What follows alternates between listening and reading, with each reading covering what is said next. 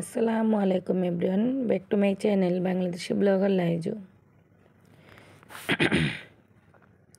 ভারী ভারী কণ্ঠে তোমাদের সবাইকে শবে বরাতের শুভেচ্ছা জানাচ্ছি।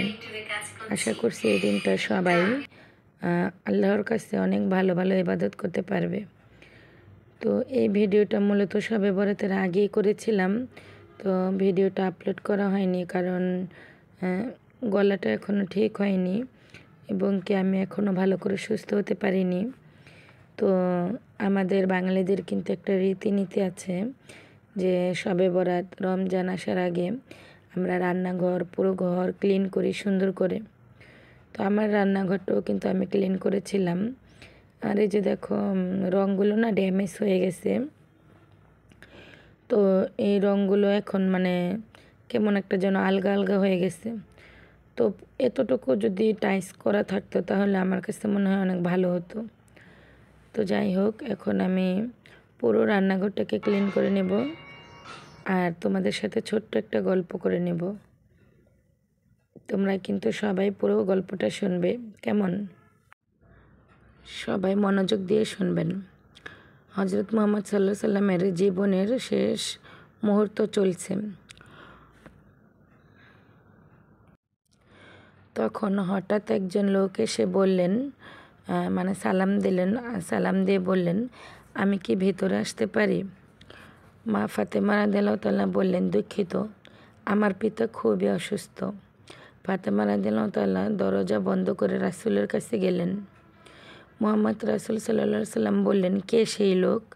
ফাতেমা রাদিয়াল্লাহু তাআলা বললেন, এই প্রথম আমি তাকে দেখেছি, আমি তাকে চিনি না। নবী সাল্লাল্লাহু আলাইহি সাল্লাম বললেন, শোনো ফাতেমা, সে হচ্ছে আমাদের এই ছোট্ট জীবনের অবসানকারী ফেরেশতা আজরাইল। এটা শুনে মা ফাতেমার অবস্থা তখন ক্রন্দনরত বোবার মতো হয়ে গিয়েছে। রাসূল সাল্লাল্লাহু আলাইহি সাল্লাম বললেন, হে জিবরাইল, আমার উম্মতের কী হবে? আমার উম্মতের নাজাতের কী হবে? জিবরাইল আলাইহিস সালাম বললেন, হে রাসূল, আপনি চিন্তা করবেন না, আল্লাহ ওয়াদা করেছেন আপনার উম্মতের নাজাতের জন্য। মৃত্যুর ফেরেশতা ধীরে ধীরে রাসূলের কাছে এলেন জান কবজ করার জন্য। মালাকুল মউত আজরাইল আরও কাছে এসে ধীরে ধীরে রাসূলের জান কবজ করতে থাকলেন। পাশে দাঁড়িয়ে থাকা জিবরাইল রাসূল সাল্লাল্লাহু আলাইহি ওয়াসাল্লামকে বললেন, গঙ্গানির সাথেও জিবরাইল, এটা কেমন বেদনাদায়ক জান কবজ করা। গঙ্গনিয়ার সুরে বললেন। মা ফাতেমা রাদিয়াল্লাহু তাআলা তার চোখ বন্ধ করে ফেললেন।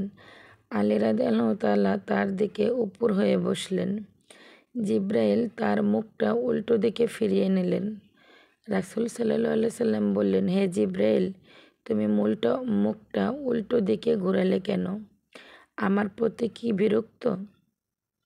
জিবরাইল আলাইহিস সালাম বললেন, হে রাসূলুল্লাহ, সাকারাতুল মউতের অবস্থায় আমি আপনাকে কিভাবে দেখে সহ্য করতে পারি? ভয়াবহ ব্যথায় রাসূল সাল্লাল্লাহু আলাইহি সাল্লাম ছোট্ট একটা গঙ্গানি দিলেন। রাসূলুল্লাহ বললেন, হে আল্লাহ, সাকারাতুল মউতটাও জান কবজের সময় যতই ভয়াবহ হোক সমস্যা নেই, আমাকে সকল ব্যথা দাও, আমি বরণ করব, কিন্তু আমার উম্মতকে ব্যথা দিও না। রাসূলের শরীরটা ধীরে ধীরে ঠান্ডা হয়ে আসতে লাগলো। তার পা বুক কিছুতেই নড়ছে না। এখন আর রাসূলের চোখের পানির সাথে তার ঠোঁটটাও কম্পিত ছিল। তিনি বললেন, মনে হয়। আলী রাদিয়াল্লাহু তাআলা রাসূলের মুখের কাছে কানটা নিয়ে গেলেন। রাসূল বললেন, নামাজ কায়েম করো এবং তোমাদের মাঝে থাকা দুর্বলদের যত্ন নাও। রাসূল সাল্লাল্লাহু আলাইহি সাল্লামের ঘরের বাইরে চলছে কান্নার আওয়াজ। সাহাবীদের একজন আরেকজনকে জড়িয়ে ধরে উচ্চস্বরে কান্নারত। আলী রাদিয়াল্লাহু তাআলা আবার তার কানটা রাসূল সাল্লাল্লাহু আলাইহি সাল্লামের দিকে মুখের কাছে ধরল। রাসূলুল্লাহ সাল্লাল্লাহু আলাইহি সাল্লাম চোখ ভেজা অবস্থায় বলতে থাকলেন, ইয়া উম্মতি, ইয়া উম্মতি, ইয়া উম্মতি।